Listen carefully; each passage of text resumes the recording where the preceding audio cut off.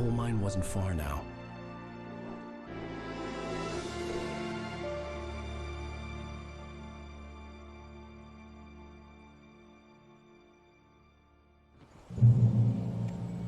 Today, I would meet the kidnapper, and he would give me Alice. I wouldn't give him any other choice. A drowning man will clutch at a straw. Little by little, without realizing it, I'd come to believe that the story in the manuscript was coming true. The current of its narrative had taken me deeper and deeper into dark waters. Alice had been taken from me. Barry was probably in jail. I was a fugitive from the FBI. The whole world taken over by the dark presence was trying to destroy me. It all felt real, but it matched a textbook case of insanity.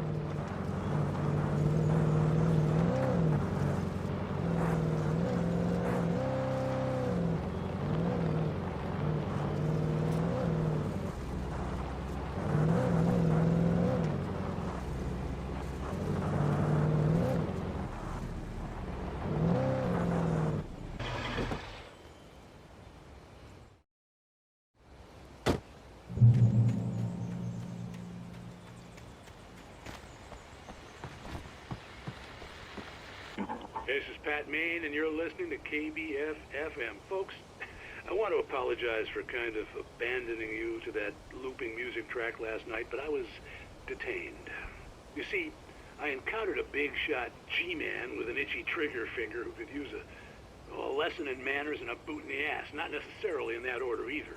Now, folks, I know I'm not being very informative here, and I apologize for that. I really should just keep quiet, but I'm just so peeved right now, because some people just shouldn't be carrying badges. And I'm just glad that our Sheriff Breaker was there to straighten things out. And if someone I met last night is listening, let me just say, I'm sorry if my mouth got you in trouble. I'm pretty sure you're not the bad guy here. Godspeed, son. I hope you know what you're doing.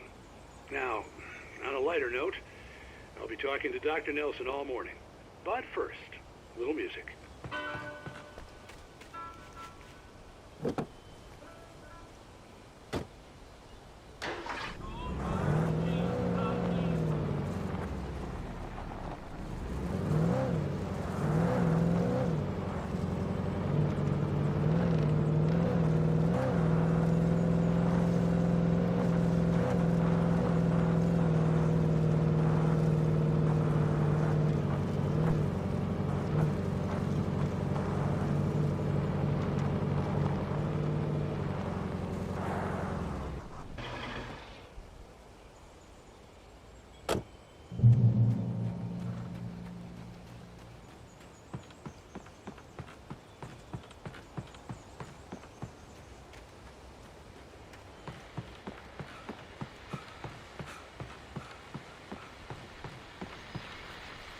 Welcome back to KBF-FM. Hope you enjoyed that tune. Now, Doc, you were talking about life and finding that special someone, that soulmate. Well, you were talking about that. I was saying I don't buy it.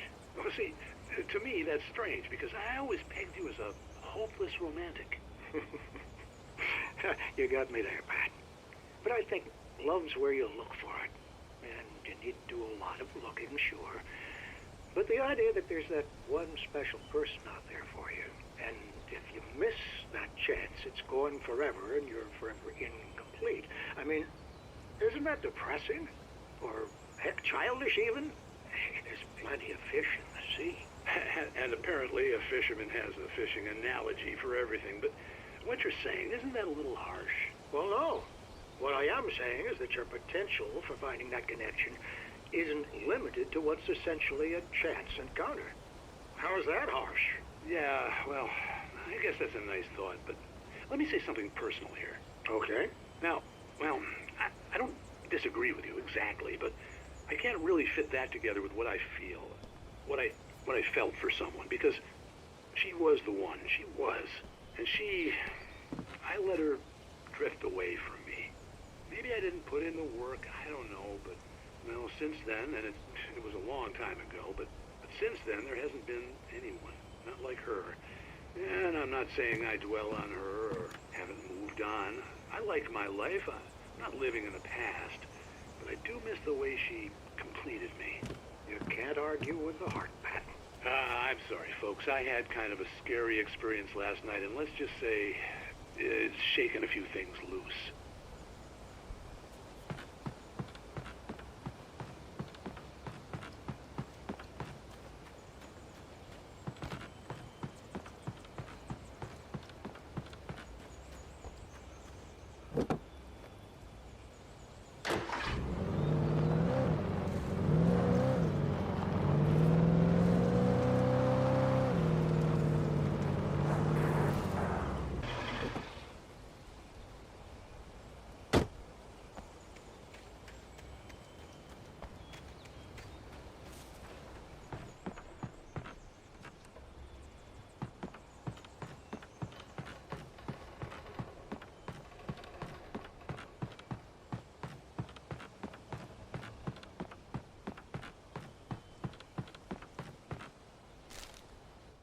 For Mott, spying on the writer on the ferry had been a disappointment.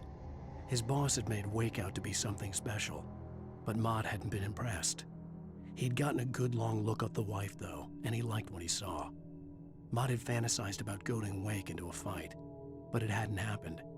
Still, he'd get his chance to see if the writer had anything in him. He'd been promised as much.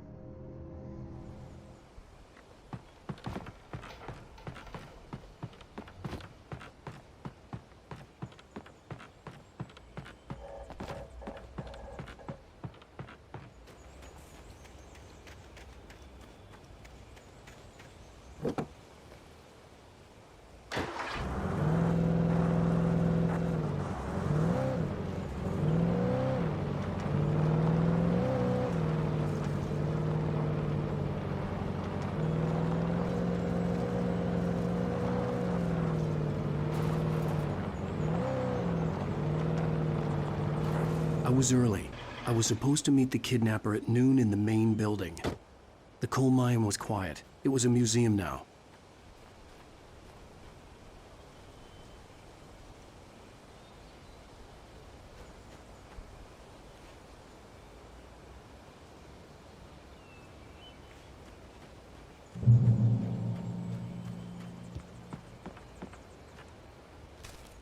With Nightingale gone and the night wind blowing in through the broken studio window, Maine stared at Sarah. The sheriff looked away. Maine's voice shook with barely controlled anger. That boy's doing more drinking than thinking. I hope you know what you're doing, Sarah. He's got a sickness in his eyes. You take my word for it. He wants Wake for a reason, and it's not for anything good.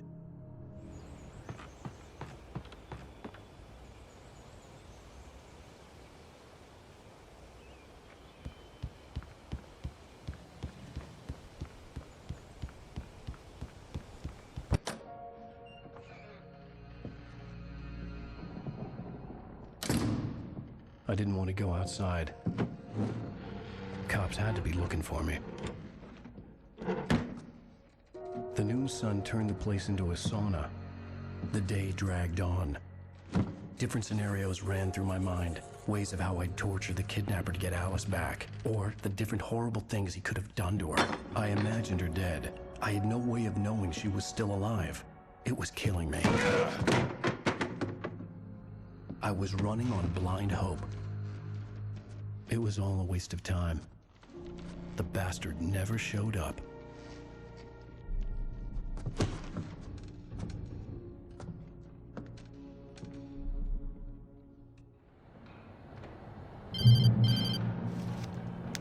Wake! Where the hell are you? Change of plans. You know where Mirror Peak is? It's a big mountain north of where you are. You follow the path from the mine, you can't miss it. There's a lookout point there. I'll be waiting. I'm through being jerked around by You want you. to see your wife alive? Because if you do, you better watch what you say to me. Do we understand each other? I want to talk to Alice. Yeah, and I want the manuscript. Don't keep me waiting, Wake. Hello? Hello? Ah! I'm gonna kill him. I had to get to Mirror Peak.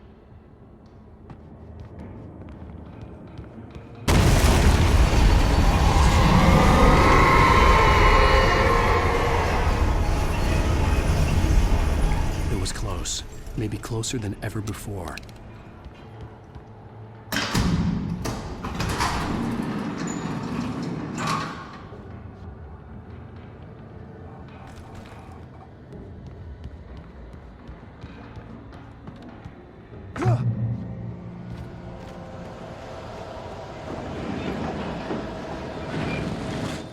When Thomas Zane fell for Barbara Jagger, it happened fast. She was young, vibrant, and beautiful, full of life.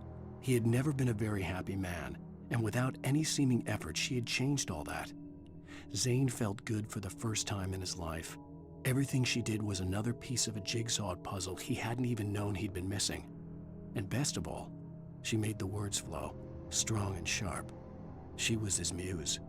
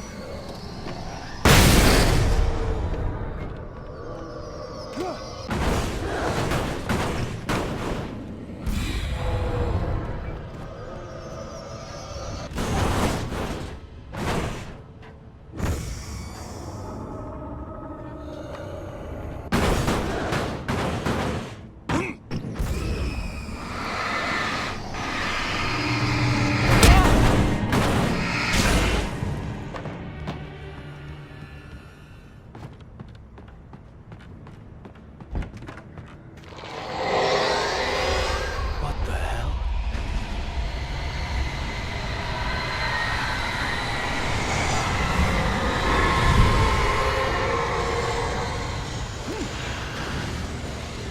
The only way to reach the hillside ahead was to go through the building. I had to find a way to avoid electrocution.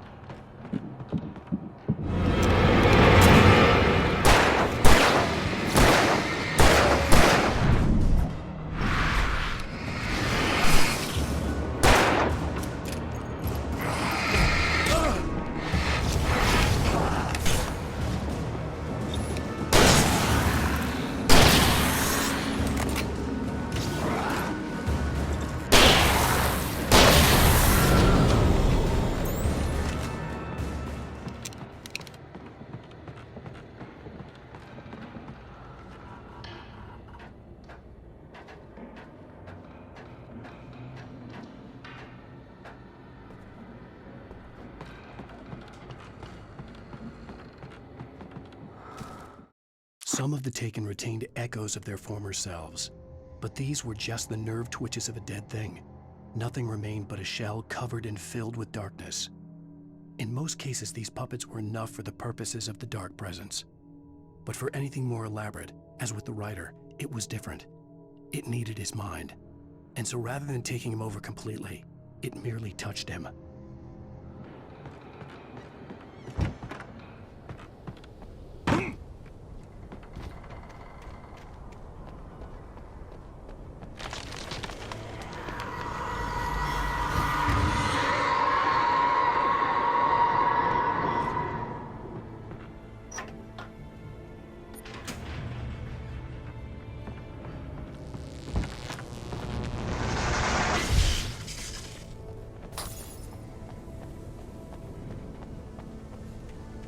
There was no way the flashbang grenades were standard power company equipment.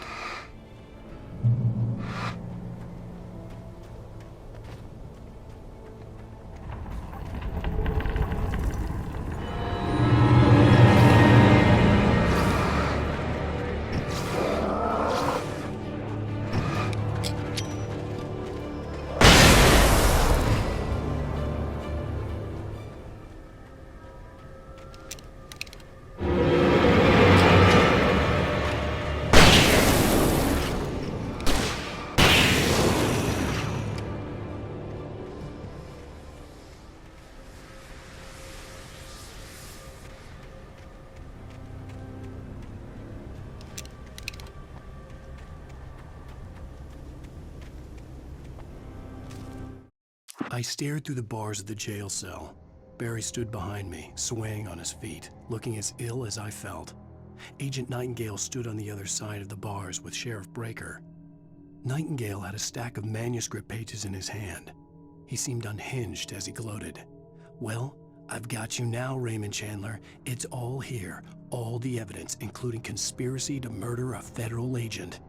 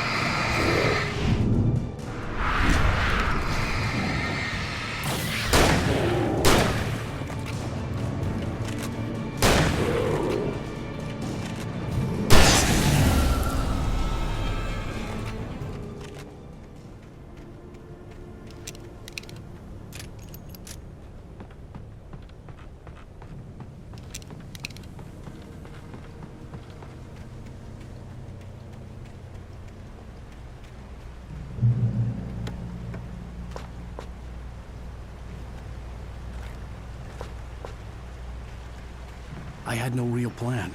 I was going to give the kidnapper all the manuscript pages I had for Alice. If that wasn't enough, I'd hold him at gunpoint and make him talk.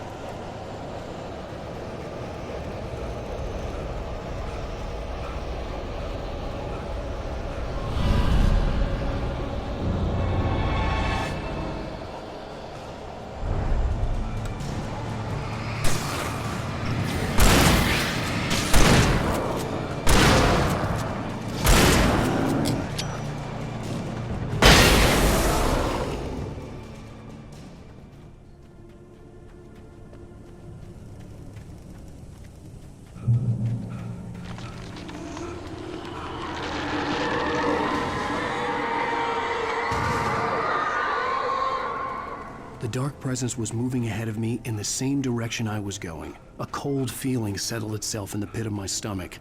Was it going for Alice?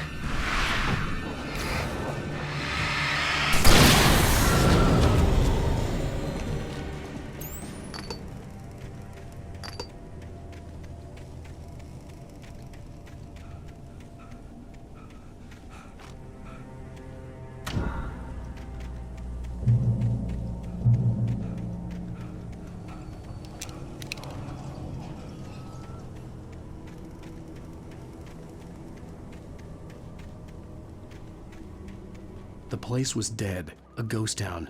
Had been for decades, maybe a century.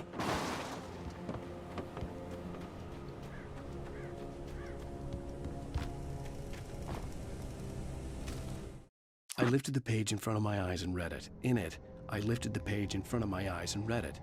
In it, I lifted the page in front of my eyes and read it. In it, I lifted the page in front of my eyes and read it. In it, I lifted the page in front of my eyes and read it. In it, I lifted the page in front of my eyes and read it.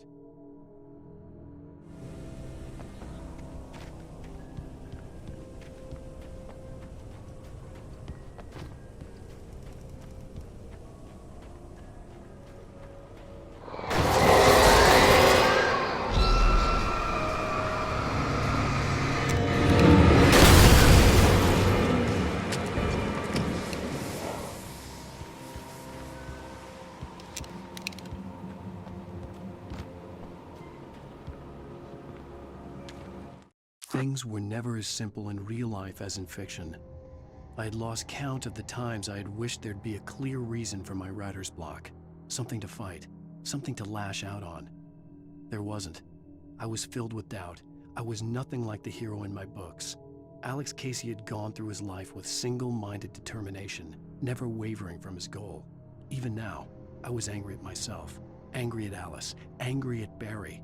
I was fumbling and I had no plan.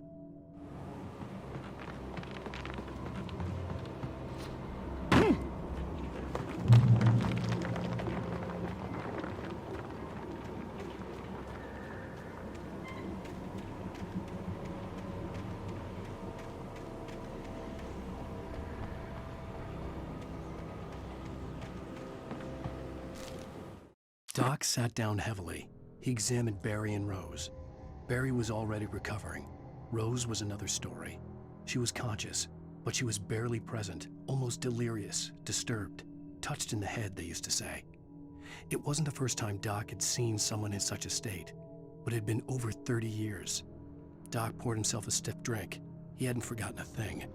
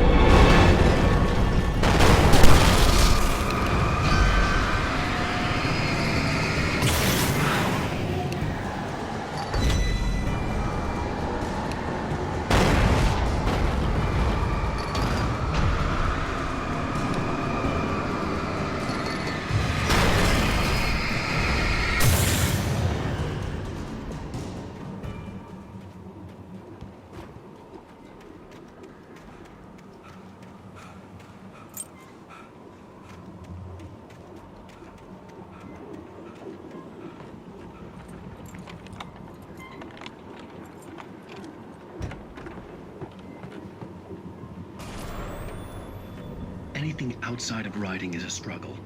I feel ill. I managed to make my way downstairs. There's a shoebox filled with books and papers by Thomas Zane. It's very hard to focus, but I managed to read some of it. He's a poet, and a good one. He writes of muses and creators summoning fabulous things from a magic lake, using his powers to shape the world of a realm of gods and dreams and demons, dark things that wait for a chance to slip through, wearing the flesh of men as disguise. Zane writes about himself, his girlfriend being taken over by a dark presence, about growing scared of the lake. Zane believes it's a mirror to the gaping void of darkness above, where some Lovecraftian presence lurks. I crawl back upstairs. I'll borrow these things for my story. They ring true. They fit.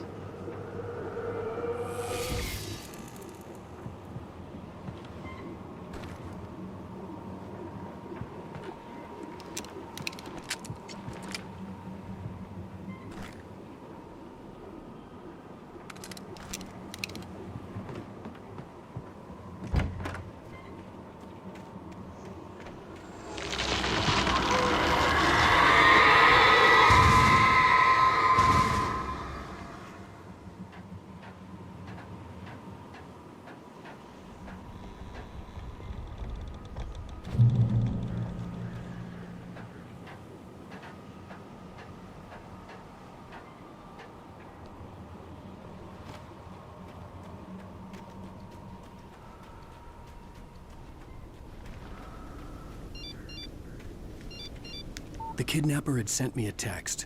The message was full of spelling errors and insults. It was telling me to hurry up.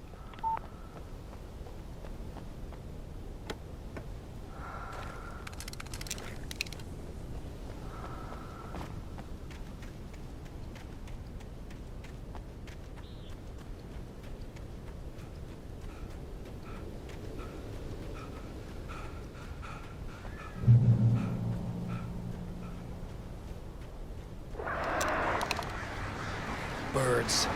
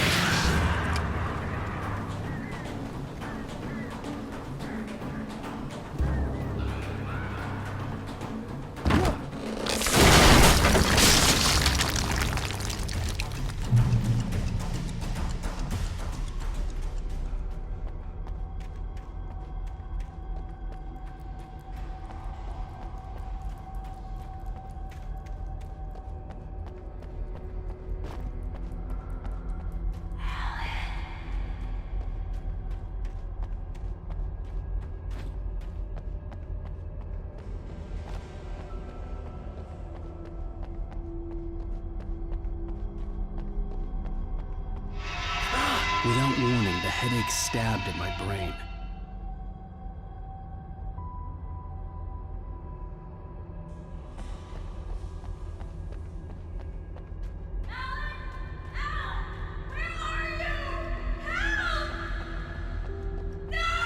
Alice?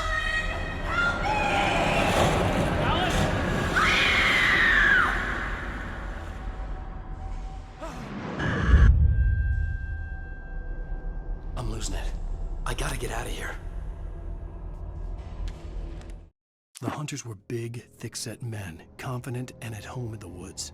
They were feeling good, running on beer, ghost stories, and camaraderie late into the night. It did them no good, as they were taken by the dark presence, sucked deep into a darkness far worse than any ghost story they ever told or heard.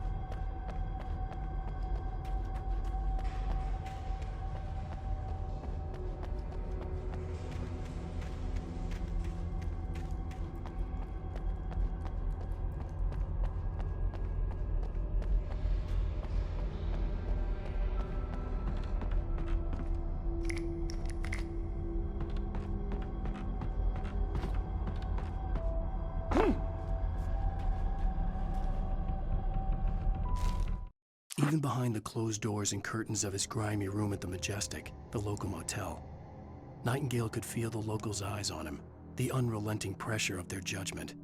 He forced it out of his mind. For all he knew, they could all be under Wake's spell already. You do what you have to do to get the job done. He took comfort from the bottle in his hand. Please, he thought, just let me get through this.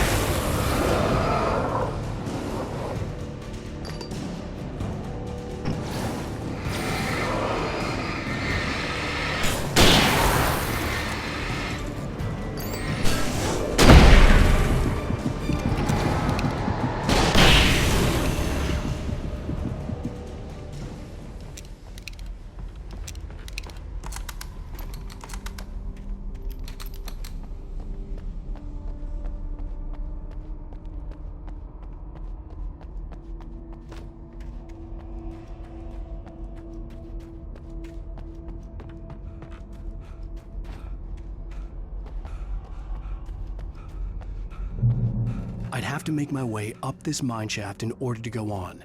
Maybe the machinery could help me with that.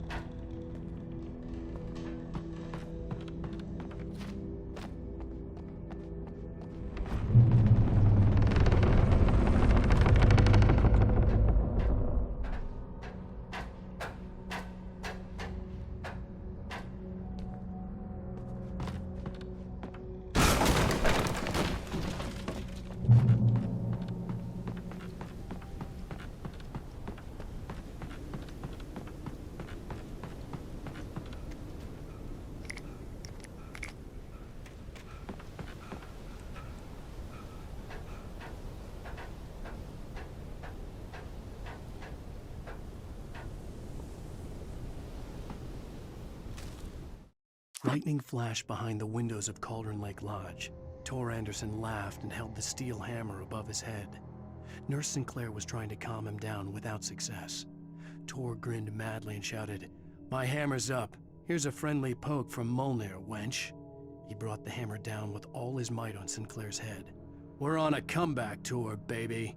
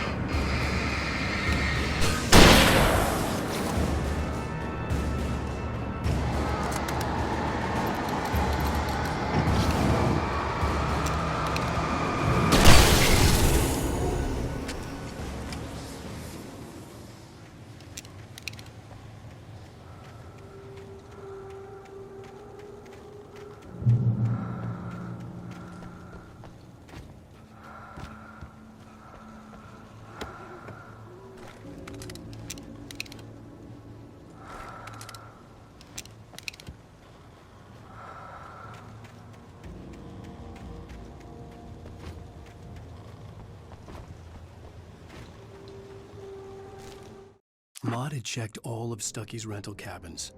There had been no sign of the Wakes. It was dark when he'd found their car parked at the end of the road by Cauldron Lake. It made no sense. They must have taken a wrong turn, but there was no sign of them, and the car had been there for hours already. Frustrated, Mott stood on the rotten ruin of the footbridge that had once led to Diver's Isle before it sank beneath the waves years ago. The boss wouldn't be happy.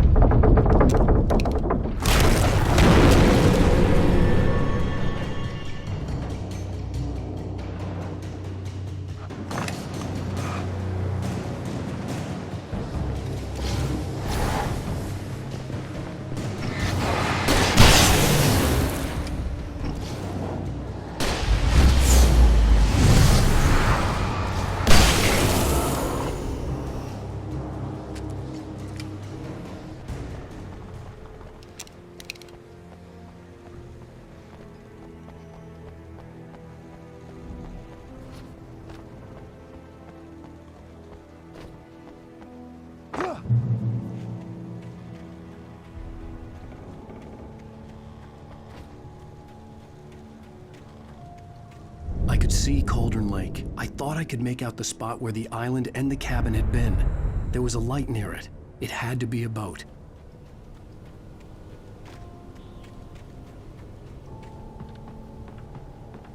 I was close now. I had to get there. I tried to hold on to Alice, but her form melted away. I was losing control. Dr. Hartman stood in her place. I wanted to hit him, but my arms were jelly. He smiled. It was a reassuring smile, and I hated him for it. I had to give you a sedative. Don't fight it. You went through another rough period. Right now, it's very important that you stay calm. We don't want you to have another episode. You're a patient at my clinic. Have been for a while now. Fast. I dreaded what I would find.